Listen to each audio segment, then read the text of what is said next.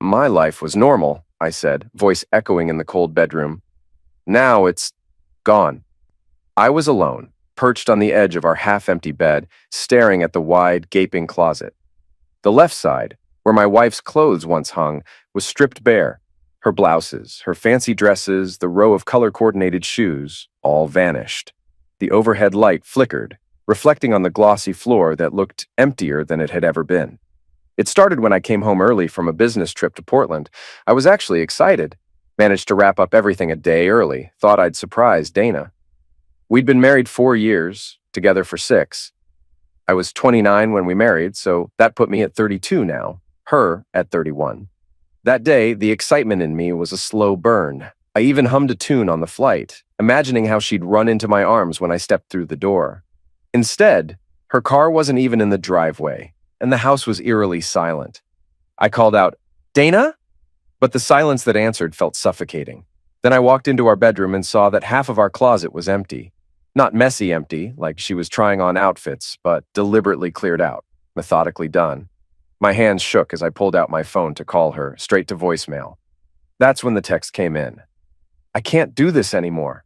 I'm moving in with someone more successful, someone who matches my ambitions. I'll have my lawyer contact you about the divorce." A dryness coated my mouth. I sat on the bed for what felt like an eternity, trying to piece together the last few months. She'd been making little comments about my lack of drive, about how I never compared to her coworker Christian's unstoppable success. His Instagram was full of business trips to Dubai, a Tesla, a summer house. She'd started networking more, staying out late, coming home smelling like cologne that wasn't mine. Looking back, it seemed so obvious. But I'd been blind, too comfortable in what I thought was a stable marriage. I didn't scream or smash dishes. Instead, I took 3 steps. Systematically, called Jared, my best buddy who happened to be a divorce lawyer, took photos and videos of everything, her missing items, the state of our home, sent her a single text, noted, "My lawyer will be in touch." Then I sank into a kitchen chair, poured myself 2 fingers of whiskey, and opened my laptop. I made lists, bank accounts, credit cards, passwords, our lease, the joint phone plan, everything that might come back to haunt me if I didn't handle it right. I was a swirl of emotions, but oddly calm. The only phone calls I ignored were from her mother, who rang around 8 p.m., and from her sister, Kira, who texted, "What's going on?" Notifications from Dana started around midnight, some frantic attempt to provoke me into an emotional meltdown, but it wasn't happening. By 3 a.m., I had a clear picture of our finances and a to-do list for the next day. Turned out the apartment lease was in my name, the utilities in my name, and ironically, she'd left her name on our joint accounts. Rookie mistake. There was a numbness in me, like a cold, sharp clarity. Instead of heartbreak, I felt only readiness. The next morning, I met with Jared to initiate the divorce. I changed the Netflix password, ordered a new keypad for the front door, and packed up a few photos of us that were left on shelves. Funny enough, she'd left behind all her important documents, birth certificate, passport, social security card, in the fireproof safe. She probably forgot in her rush to chase success. I knew that was going to be an interesting card to play. Despite her frantic calls, I didn't feel devastation. Maybe it was shock, or maybe something darker was growing inside me. I was just ready. By the next afternoon, Jared and I were discussing the next steps in his downtown office. A sunbeam cut across his mahogany desk as we pored over documents. That's when my phone buzzed with an incoming call from Kira, Dana's sister. Jared suggested I put it on speaker. "Jeremy?" Kira's voice trembled. "I'm so sorry. I should have warned you. She's done this before." I sat upright, exchanging a glance with Jared. "What do you mean?" I said. "Dana always claimed her last breakup was because the guy was emotionally unavailable." "That's not true," Kira said. "He was a normal guy. She just ditched him when she met someone she thought had better prospects. Turned out that guy was all debt and leased cars. It only lasted 3 months." I closed my eyes. So this was a pattern. Trading up, chasing illusions. Jared kept scribbling notes, nodding as if to say, "This fits our case perfectly." Just then, my phone beeped with new messages from Dana. She whined about needing her birth certificate for a new job, about being legally entitled to her passport. She even wrote, "Christian says you're obligated to give me my property immediately." Jared just smirked. "She abandoned the marital residence," Jared said quietly. "She's not entitled to a casual handover. We can do it formally through lawyers or a supervised exchange. Meanwhile, keep that phone on silent and archive everything." I gave him a tight nod, feeling a flicker of satisfaction. She'd triggered a war she was unprepared for. That same day, Dana's mom managed to get me on the phone. She spent 20 minutes apologizing, apparently mortified by Dana's behavior. This started in high school, her mom sighed. She kept upgrading friends based on money. I thought she'd grown out of it when she married you. When she found some stability, I'm so sorry. She's living in Christian's downtown apartment now, isn't she? I asked flatly. Yes, her mother said, sounding tired. He posts about it nonstop on social media, but it's all for show. His parents co-signed because his credit's too low to rent there. Dana thinks she's found this glamorous life. I can't talk her out of it. I gave a humorless laugh. She'll learn soon enough. Thank you, though. I appreciate the honesty. Hanging up, I felt a strange calm. Let them pretend. Let them plaster their highlight reel on Instagram. Soon, the truth would catch up. Over the following days, I put my life in order with ruthless efficiency. Changed every password, froze joint credit cards, got new door locks, updated the utilities to reflect only my name. I let her name remain on the old accounts, but those were all effectively locked down until the divorce was settled. Then the social media storm began. Dana's feed showcased her new life in Christian's sleek apartment. #blessed, #living my best life. Perfectly angled photos of cocktails, city lights, morning cappuccinos. But behind the scenes, as Kira informed me, the furniture was leased, the entire place basically staged. A bigger laugh came when I realized she was still using my credit card for that fancy gym membership. Once I froze the joint account, her membership ended. The next day, her social media posts shifted from morning workout selfies to long rants about toxic people controlling finances. The irony was so thick I could taste it. 2 nights later, I came home from a run to find Dana on my front steps, mascara streaking her cheeks. She looked up desperately when I approached. "Jeremy, please," she said, voice cracking. "Why won't you talk to me? I just need my documents," and I brushed past, unlocking the door. "All communication goes through lawyers," I said coolly, stepping inside. Then I shut the door on her pleas. She stayed there 2 hours, switching between crying and raging text messages. I monitored everything on my new security camera, feeling only a cold, twisted satisfaction. Eventually, her phone battery died. She left, cursing my name. That night, I packed the last of her items, found an old journal from when we started dating. Didn't read it, just tossed it in a box. The version of her who wrote those pages didn't exist anymore, if she ever had. A week later, her lawyer finally reached out. We arranged a meeting in Jared's office. Dana showed up wearing a designer dress, trying to look upscale, but I recognized it from her last few Instagram posts. She'd repeated it multiple times this week, suggesting maybe she was low on options. Her posture screamed arrogance, though. She glared at me across the conference table. Jared and I sat on one side, she and her lawyer on the other. The tension was palpable. "Good afternoon," Jared said. "Let's begin." Dana's lawyer tried to keep it formal, discussing the separation of assets. But halfway through, Dana snapped. "I want immediate access to my documents," she said. "He's holding them hostage." Her lawyer winced, clearly not having been briefed on her outburst. Jared remained calm, sliding some printed screenshots across the table.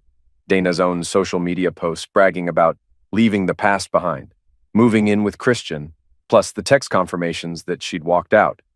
Combined, they painted a picture that she'd abandoned the marital home and was now living openly with another man. "We can schedule a supervised exchange of those documents," Jared said. "But since Miss Dana abandoned the residence without notice, we'll do it via proper channels. She can't just demand them on a whim." Dana's eyes filled with fury. "You can't do this, Jeremy," she said, turning to me. "Christian said—" I raised a hand, cutting her off. "If Christian has legal advice, he can share it through your counsel. Otherwise, I'm not interested." Her lips trembled with anger. Her lawyer tried to salvage the discussion. Ultimately, we agreed to do a property exchange next week, with lawyers or an officer present. Meanwhile, we hammered out some preliminary divorce steps. Dana kept shooting me daggers, but I felt only a grim thrill.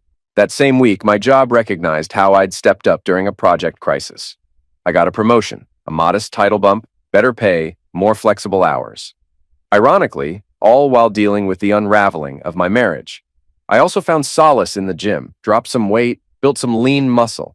My trainer, Marcus, introduced me to one of his friends, Adrian, a pediatric nurse who had a penchant for horror movies and dumb puns. We hit it off. I wasn't looking for anything serious, but we found ourselves talking, laughing, bonding over small joys. She was the polar opposite of Dana. No obsession with status or big, flashy lifestyles. Meanwhile, I heard from Kira that Dana's perfect new life was hitting snags. Christian faced potential layoffs at his company, was behind on rent, had a Tesla repossessed, maxed out credit cards. The illusions were crashing fast. A surreal sense of calm filled me. I was moving forward, leveling up at work, meeting new people, discovering I was more than her stepping stone. But part of me still burned for deeper revenge. Something in me whispered, they deserve worse. Kira called now and then, giving me tidbits about Dana's meltdown. One day she said, Christian's ex-wife contacted me. Apparently Christian's not even fully divorced. He has a pattern of hooking up with women to mooch off them. Dana didn't know. She's freaking out. I let out a low laugh. Sounds like karma. A few days later, I was grabbing sandwiches with Adrian downtown when Dana walked in with a friend. She spotted me, paused, her eyes flicking to Adrian, who was giggling at one of my silly stories. Dana lingered by the counter, pretending to read the menu for a good 20 minutes.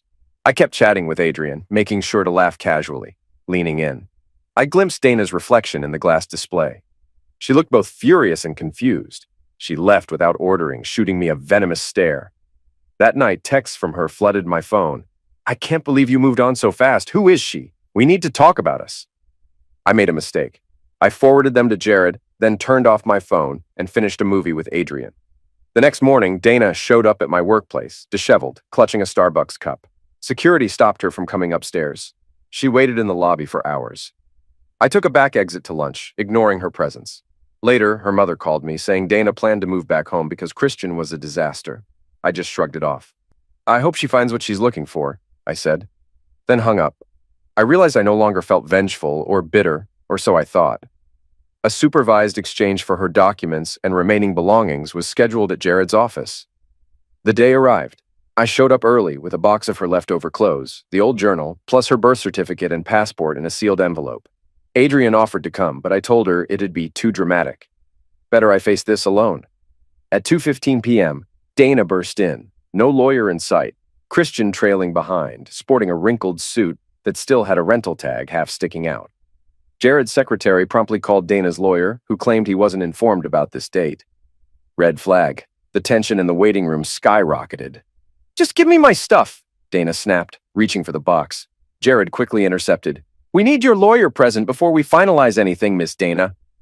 That's when Dana exploded, voice rising to an almost shriek.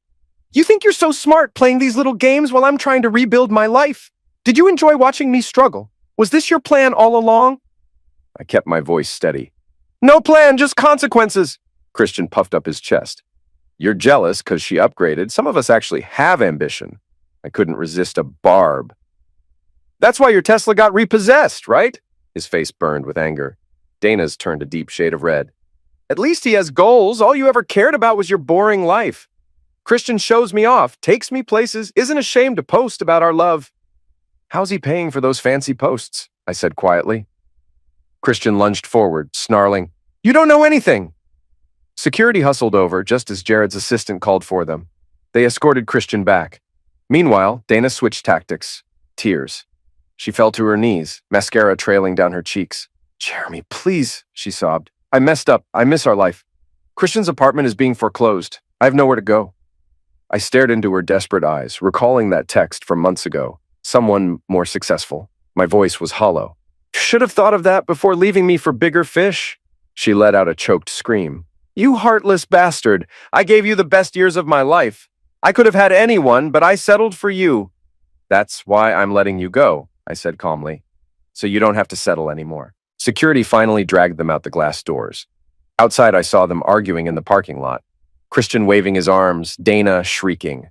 A twisted satisfaction coiled in me, but it wasn't enough. A part of me wanted to see them ruined beyond measure.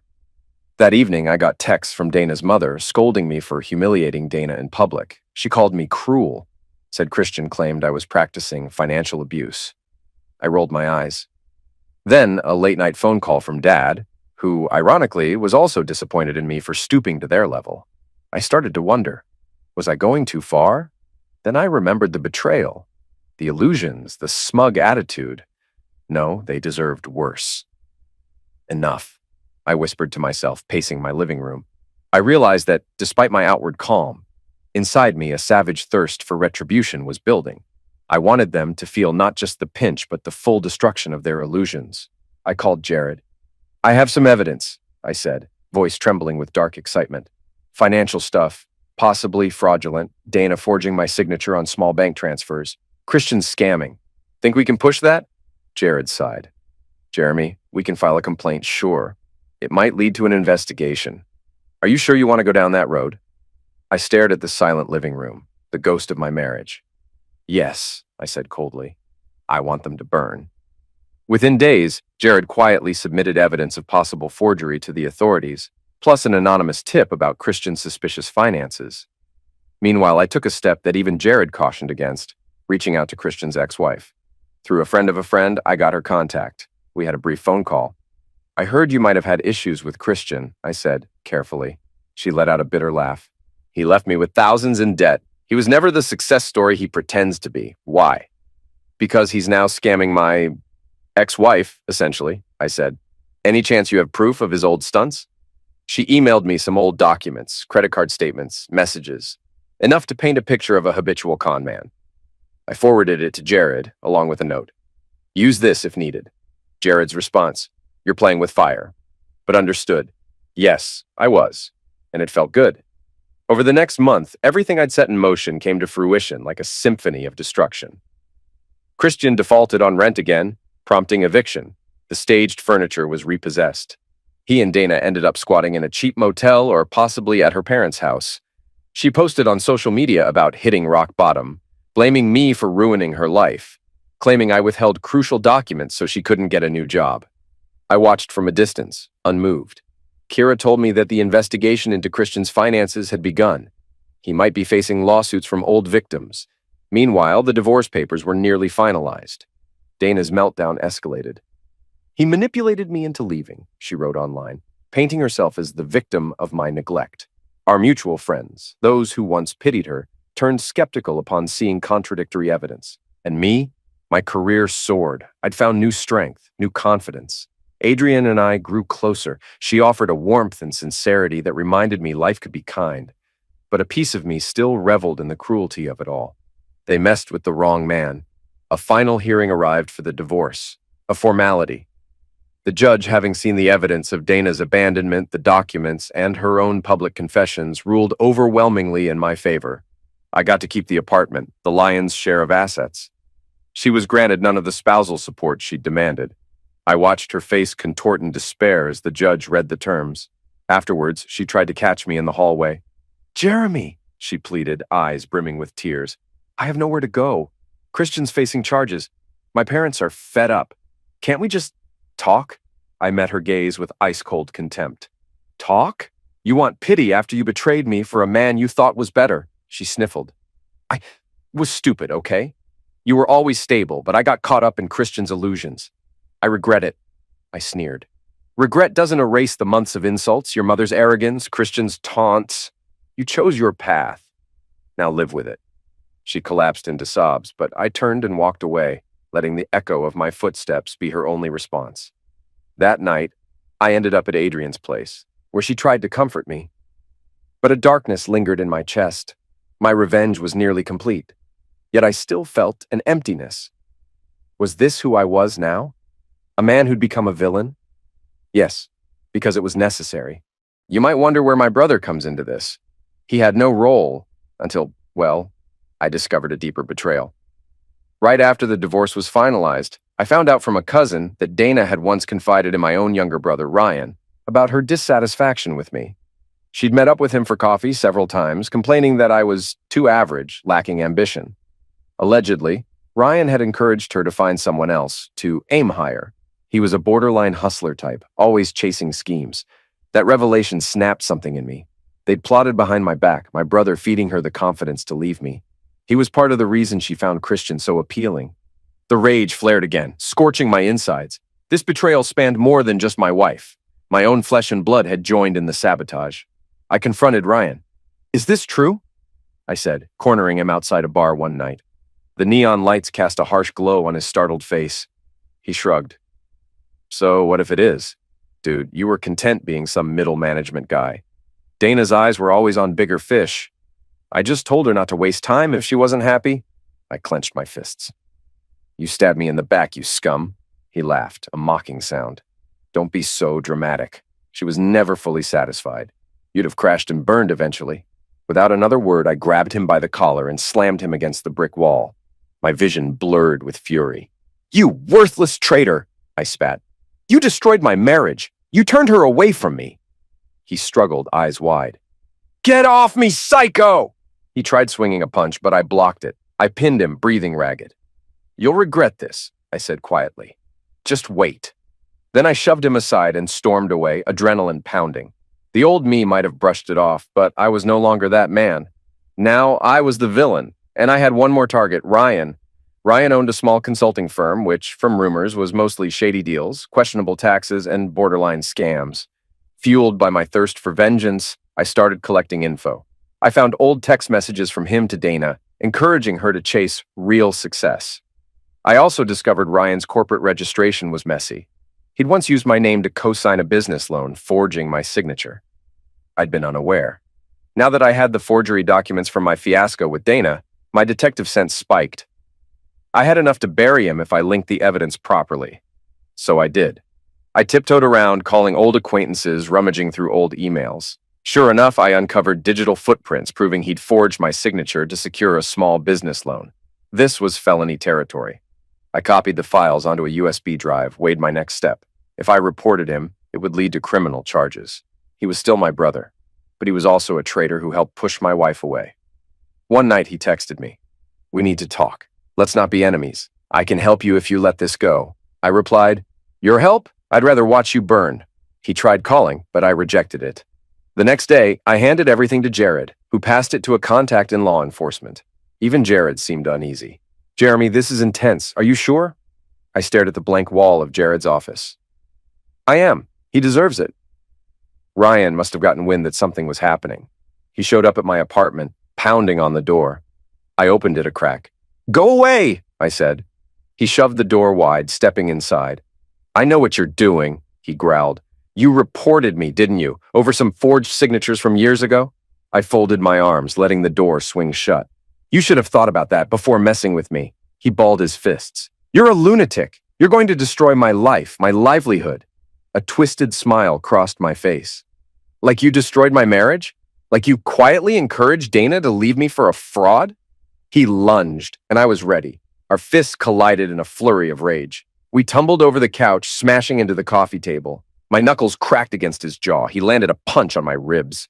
But I was fueled by months of anger. I overpowered him, pinned him to the floor. You're done, I hissed, eyes wild. I have the documents. I told the authorities. By next month, you'll be lucky to avoid prison. He spat blood. You can't do this. We're family. I released him, stepping back, chest heaving. Family? That died when you betrayed me. Ryan lay there, panting, eyes wide, with the realization that I truly was going to ruin him. I walked to the door and opened it. Get out, I said. He staggered up, coughing, looking at me like I was a monster. Perhaps I was. With a last broken glare, he limped away into the night. My hand throbbed from the impact, but I felt no remorse. I was past that. True to my plan, Ryan's shady empire fell. The law pinned him for forgery, plus other financial irregularities. He lost major clients, faced potential criminal charges. Our parents, shockingly, sided with him at first, but as evidence leaked, they realized the depth of his dishonesty. My father called me, voice shaky. Jeremy, this is your brother. Couldn't you have settled this privately? I smiled bitterly. He didn't just cross a line, he destroyed me from within. This is the consequence, Dad sputtered. But he might go to prison. That's on him, I said coldly, then hung up. Once I might have felt guilt, but not anymore. I was the man they forced me to become. Kira texted me that Ryan was in meltdown mode, drowning in legal fees, no business left to salvage. She asked if I was happy. My reply, I'm not happy, but I'm satisfied. If you think my mother took this lying down, guess again. She was furious when she learned how I'd systematically destroyed Ryan. She stormed over to my place one Sunday afternoon, banging on the door. I opened it, arms folded. How dare you? She shouted, eyes blazing. Ryan is your brother. You ruined him! And that poor girl, Dana, she's homeless now. You're heartless!" I snorted. "Poor girl. The one who left me for a con artist? Spare me. As for Ryan, he forged my signature. That's a crime. You should be proud of him." Her hands shook. "You've become a monster, Jeremy." I bared my teeth in a grin. "Maybe. But I learned from the best, right? The entire family turned a blind eye when Dana humiliated me. Ryan encouraged it. Now they reap the whirlwind." She tried to slap me, but I caught her wrist midair. "Get out," I growled, my voice dangerously low, "before I decide to ruin anyone else who stands with him." She paled, eyes wide, then stumbled back, tears forming. I slammed the door in her face. My chest heaved, adrenaline coursing. A small part of me recognized this was extreme, but the bigger part relished it. Word spread that Ryan was indicted for forgery and fraud. Dana, who'd been couch surfing after Christian's meltdown, showed up at my door late one night. The security camera alert on my phone showed her standing there, drenched in rain. I walked out to the porch. She was shivering, hair plastered to her face. "Jeremy," she choked. "I've no one else to turn to. My mother won't let me stay. Christian's gone. Ryan's destroyed. I'm sorry. I regret everything. Please." I stared at her, a swirl of old memories flooding me. The day she said "I do," the laughter we once shared, but that was gone. She'd chosen betrayal, and I was no longer the man she married. "Please what?" I said icily. She sobbed. "Please let me in. I'll do anything. I realize now I was a fool. You're the best thing I had, and I threw it away. I just need a place to stay until I can get on my feet." Lightning flashed overhead, illuminating her desperate expression. My heart hammered, but my face remained cold. "Why would I help you?" I said softly. She sank to her knees on the wet porch. "Because you were never cruel before. You were good, you loved me. Somewhere in there, the Jeremy I knew is still alive." A flicker of something stirred in me, but I crushed it. "That Jeremy died when you spat on our marriage." Her lips quivered. "People told me you turned into a villain. I see it now, but I'm begging you." I inhaled, letting the thunder roll. "If I open this door," I said, "it won't be for your comfort. Understand?" She blinked, confused. "What do you mean?" I gave a cruel smirk. "I could let you in, make you do humiliating chores, repay me in ways you can't imagine. I could degrade you until you break. Is that what you're asking for? Because I'm not the same man." Her eyes widened in horror. "You can't mean that. You wouldn't." I leaned forward, voice low. "You wanted me to be a real man, a powerful man. This is who I am now. If you think you can handle that, come inside. Otherwise, get lost." She stared at me, tears mingling with rain. Then, with a trembling breath, she fled down the driveway into the storm. I watched her vanish, heart pounding. I almost felt relief. I'd tested myself, confronted my darkness, and she ran. Good.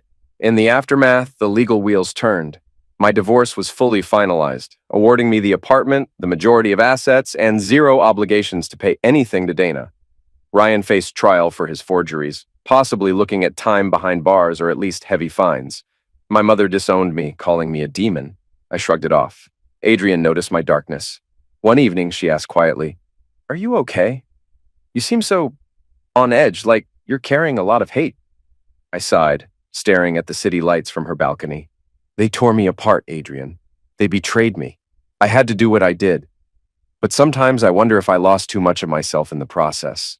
She touched my hand gently. "It's okay to let go of the anger. You got your justice. Holding on might just poison you." I nodded, though a part of me found it hard to let go. The vengeance had become my new identity, and I wasn't sure how to revert. But I wanted to try, for her, if nothing else. Months passed. Ryan's sentencing came. He got probation plus massive restitution fees. He slunk away to live with my parents, who were furious at me but had no choice but to host him. Dana ended up drifting, presumably living with her mother again. Rumor said she found a low-paying job, spent nights crying over how she destroyed her life. Christian? Possibly facing separate lawsuits, or maybe he ran off to another city. As for me, I soared at work, found a quieter happiness with Adrian. We moved in together eventually, got a pair of cats, real living creatures that brought genuine joy. No illusions, no Instagram fantasies. And in the silent hours before dawn, sometimes I recalled the version of me that once existed. Naive, hopeful, trusting. That man was gone forever. In his place stood someone who had orchestrated a thorough downfall for everyone who wronged him. Did I regret it? Sometimes.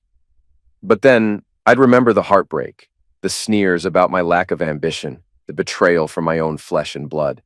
The rage would simmer again, reminding me why I became this. If that made me a villain, so be it. They started this war. I finished it.